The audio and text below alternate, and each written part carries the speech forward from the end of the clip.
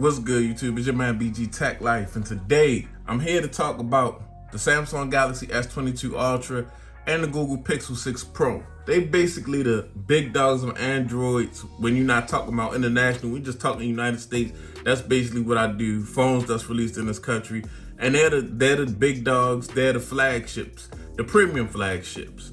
So today I just want to talk about my experience, not a super analytic video or super spec'd out video about these devices, just my experiences. I'm just like you guys, my use cases, what I like about them, what I don't like about them, what could be better. So let's get into it.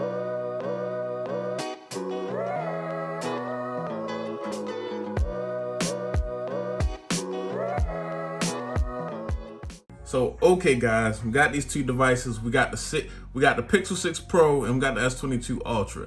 Now, is a couple things that these devices have in common. They both have great displays. It's two things. It's like certain categories on both these devices are so good. We're not really going to compare them. Both the S22 Ultra has the best display on the market.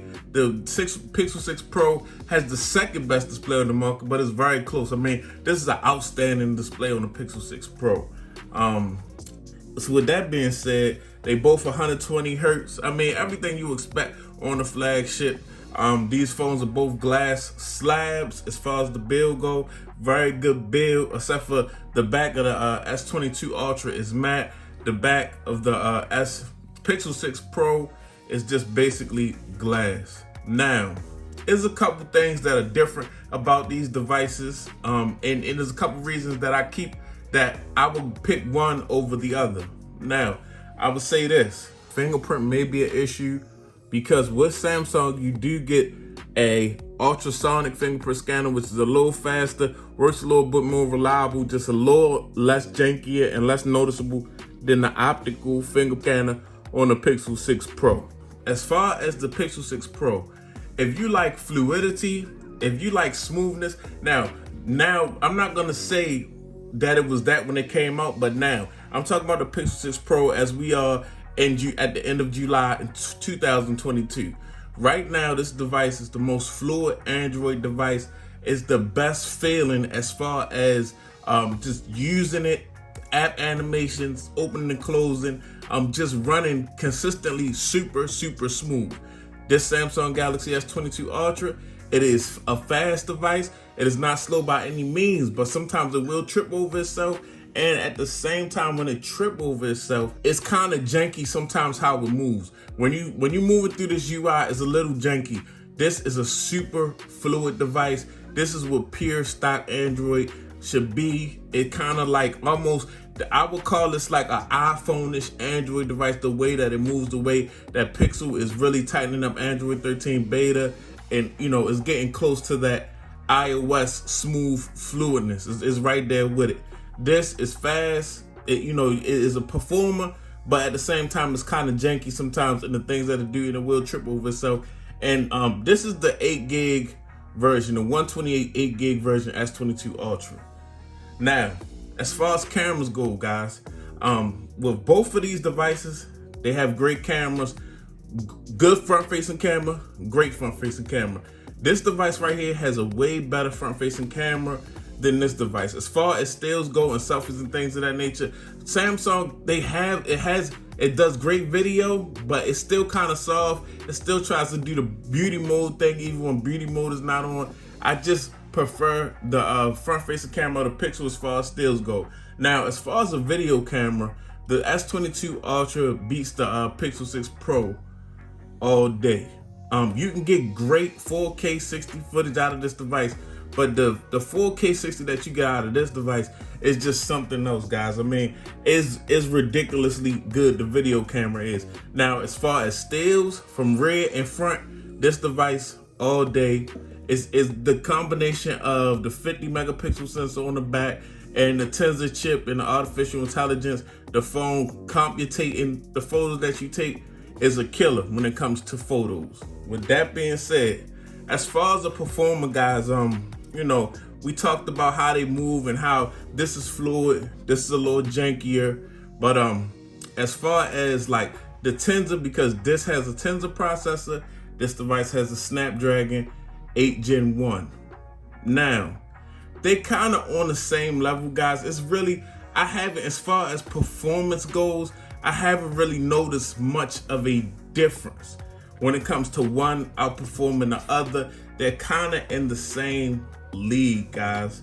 They're definitely in the same league as far as performance go. They both perform very well. Any app that you want to open, any game that you want to run, is nothing that you can't do on either one of these devices. Now, as far as use cases for me, I'm a creator. So yes, the S Pen is a big deal to me. I like the S Pen. I like a couple features that this device have natively. Some people say it's gimmick, some people say it's not. But now we're at the point where the Pixel 6 Pro has kind of caught up, guys, where you got reverse wireless charging on here, things of that nature, fast charging. You've got basically a lot of the features that was native to Samsung. Now, Pixel is really starting to step their game up and giving you a feature-rich experience, and also the interface. Samsung is heavily, you can customize it. You got themes. I believe that Google needs to catch up just a little bit, but I don't want Google going too far where it gets cartoonish, because sometimes some of the stuff that you can do with this device is a little cartoonish. They got icons and things of that nature. I mean, it's a good thing, but at the same time, it could be a bad thing. You know, it depends on what's available.